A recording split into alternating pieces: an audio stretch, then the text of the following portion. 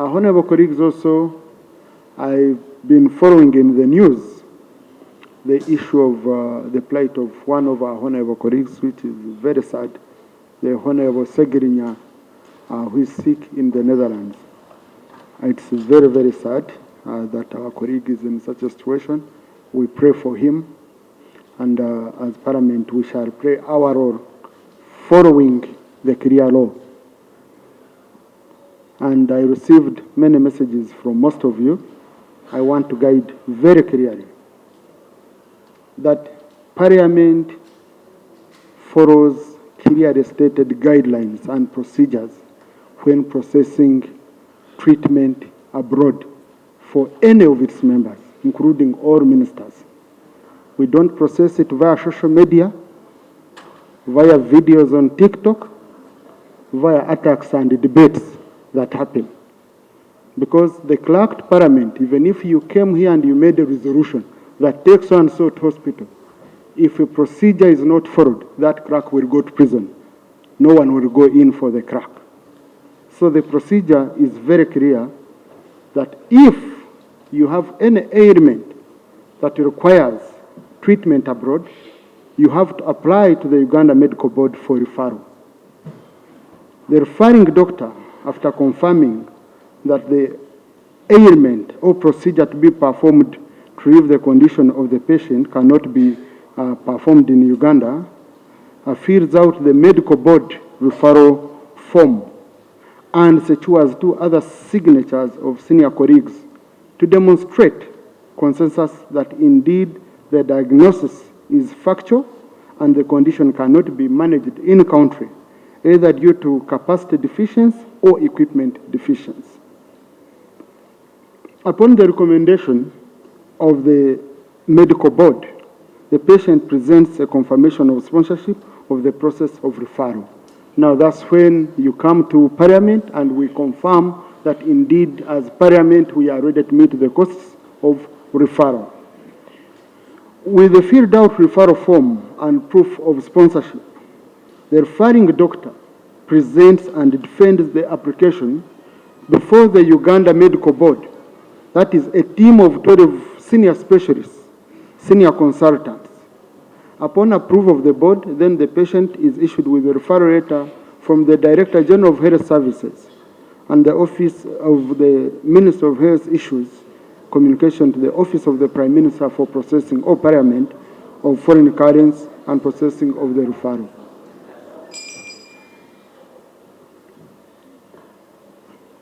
You're the same people who will go on TikTok if you don't want to listen to a very clear procedure. I have seen you, honorable colleagues, putting other officials on oath, even directing CID to arrest government officials for not following accountability procedures. Therefore, you must behave the same way. The same yardstick you want the public to be subjected to and government officials is the same yardstick we as members of Parliament must be subjected to when it comes to utilizing government money. So you must, whether you love it or not, I'm not here to convey good news or bad news. I'm here to convey what is written. And because most of you have not been following it seriously. And honorable colleagues, we have received cases whereby some of you complain that the medical board has not processed your issues, has not given it attention.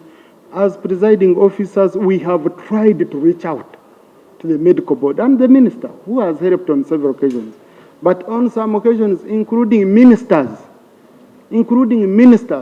they have been denied the treatment abroad because the specialists here say, no, we know you can do it. Now, when you come to the speaker, or Rope, or who, and he picks from his pocket and helps you, okay? Don't think now Parliament has sponsored me. Kindly, I wanted this to go out clearly to all members of Parliament. If you have any issue and you don't know about procedure, approach the office of the clerk, who will guide you on how the procedure is done. I have cross-checked. The medical board has not received any application from the Honorable Ssegirinya. But also the Office of the Speaker and Office of the Clerk has not received any formal information from the Honorable Ssegirinya about his treatment. So we are going indeed, I've seen statements from ROP.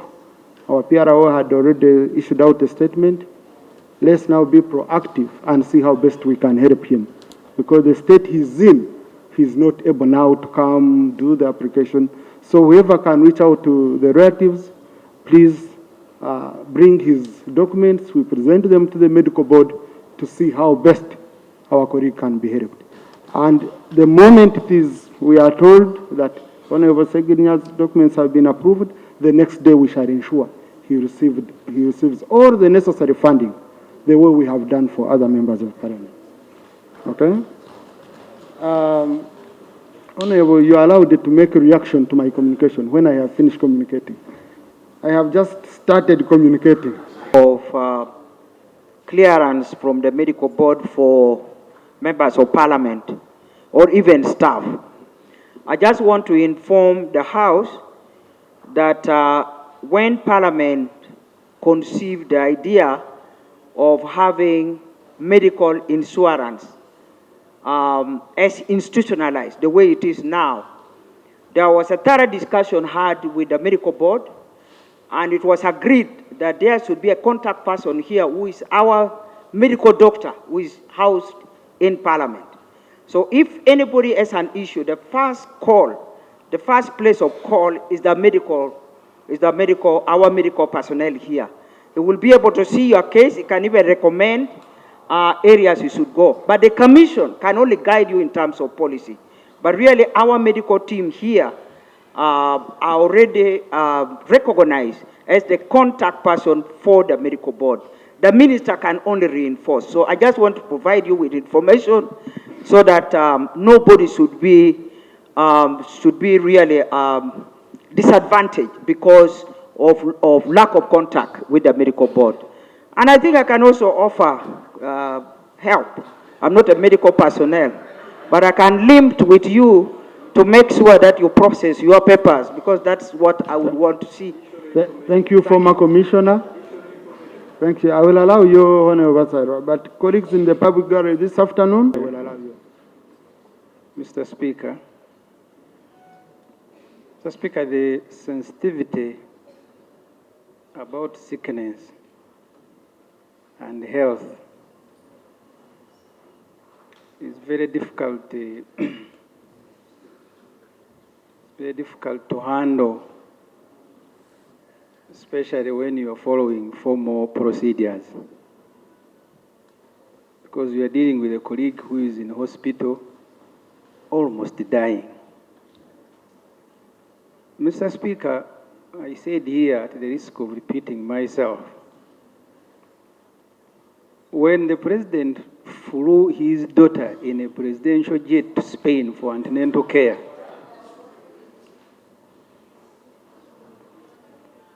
he said he did not trust Morago because they were about to amputate a UPDF soldier, and therefore created doubt about our health care provision. I can see colleagues there, and you are victims. I am raising a matter that is going to affect you, and you are jeering. So the guidance I seek from you, Mr. Speaker, if the head of state has all this luxury, I saw colleagues falling on each other to shake his hand. He had traveled there with the presidential convoy, including a toilet. So if we had all that luxury that is not subjected to any procedure, and we have someone dying in hospital, it puts you as our leaders and supervisors in a very difficult situation. Because the same media that you, Mr. Speaker, you follow, we also follow.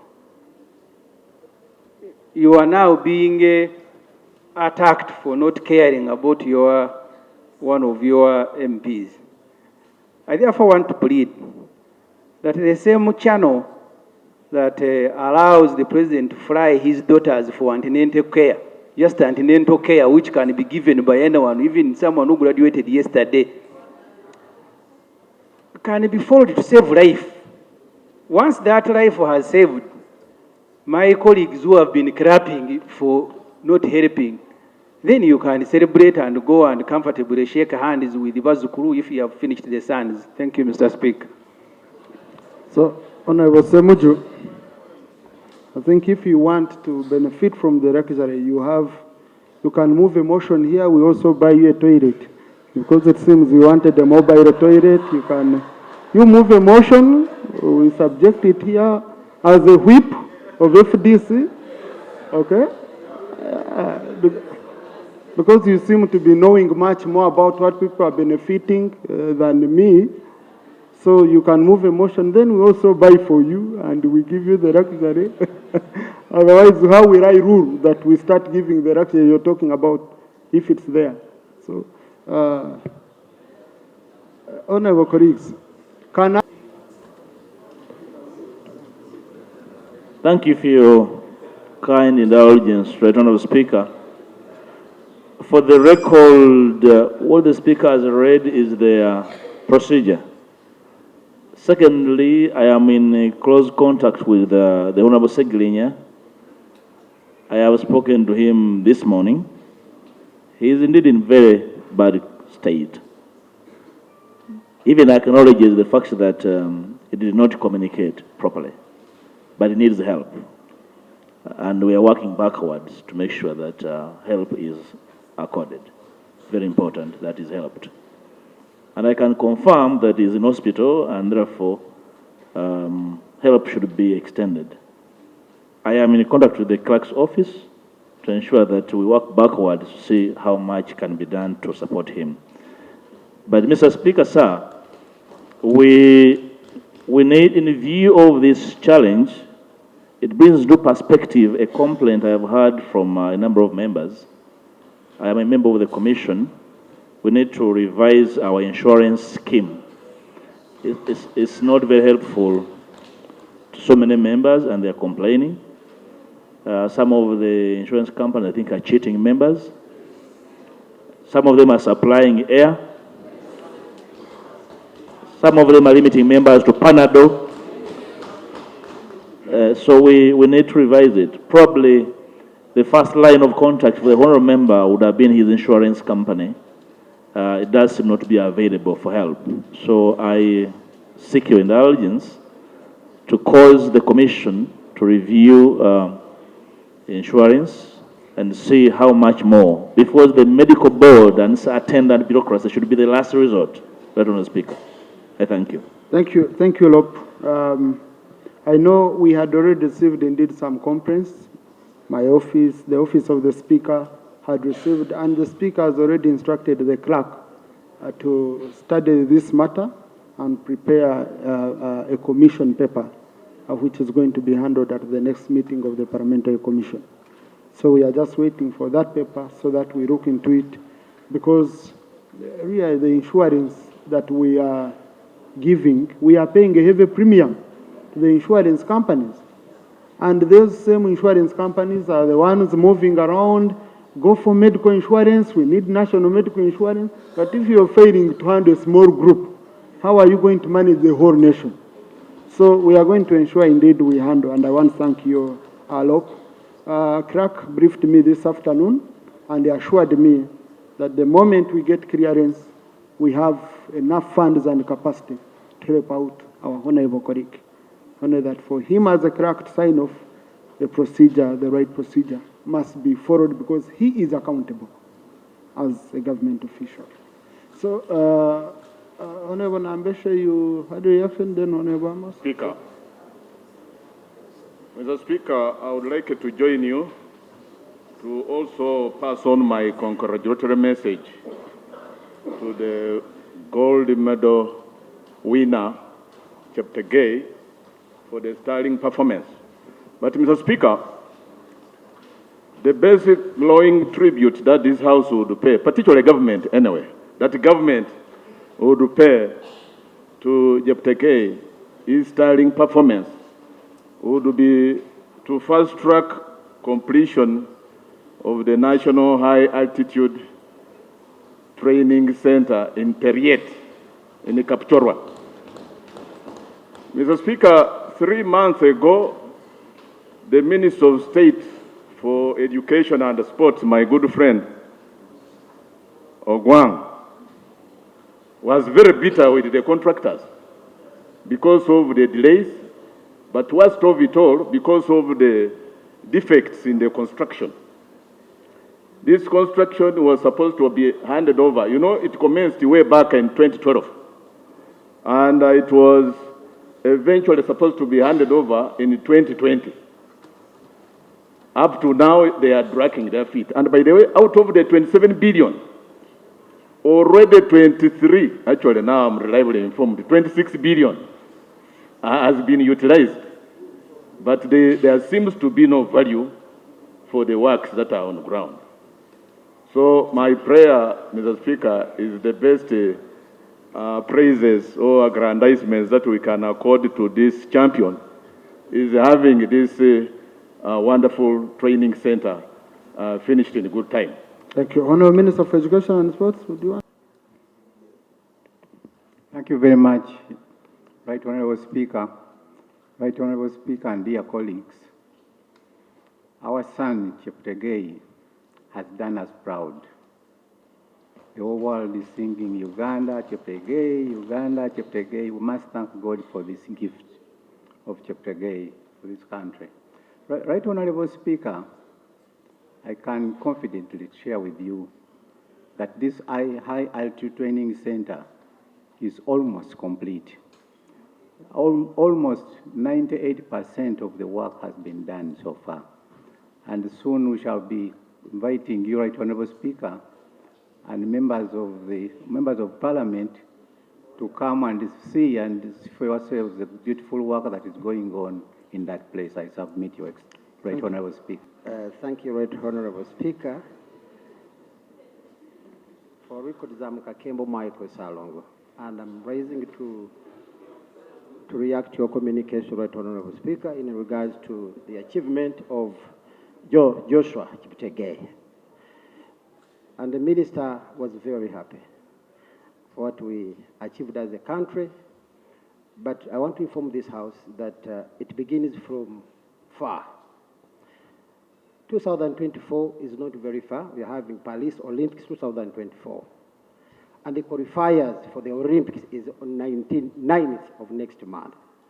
Right Honourable Speaker, most of the authorities, including the boxers, which have picked much interest, have not received any fund. And as we speak now, they have not entered their residential training in Lugogo to prepare for the Olympics. I want to bring it to the attention of this House and to the Minister that when are we sending funds to prepare our athletes, the boxers, and other categories that we can compete favorably in Olympics. Right Honourable Speaker and dear colleagues, this was budgeted for. We have some money, and I think when our boys come back, training will start. Thank you. Not getting proper information. The chief whip of the opposition and the minister not giving us the same position. We visited this higher altitude center and you know what is there. Now, the minister is saying that it is almost completed. But this soon. But these younger men, the Cheptegei, have been training from Kenya all along. If it was favorable for them, they wouldn't be going to Kenya to train from Kenya to win us a medal as we are getting it. So, Mr. Speaker, I would pray with your guidance that either there is a Committee of Education to give a proper position of what's happening. Otherwise, already we know that Uganda cannot host games, football here, under FUFA, because Nambole is not functioning. And they say they are working on it, but Mr. Speaker, that Nambole even has a hotel. A hotel, we don't know where the assets were taken. So the minister might be here trying to please us for the sake of cameras seeing us. But the fact will remain that high altitude center is not yet favorable with the percentage that the chief whip has given, Mr. Speaker. So it will be within your powers to find out who is telling the truth between the minister and our opposition whip, Mr. Speaker. What if I find both of them are right? Still, it is your discretion, Mr. Speaker. It is under your discretion, Mr. Speaker. No. Just, honorable colleagues, important. You see, when you, the problem of being quote from here, and you're expected to give an answer, which is based on percentages, on facts, it becomes difficult sometimes. So, Honourable Minister, I think Thursday would be good for you to give us an update on these stadiums and the high training altitude center.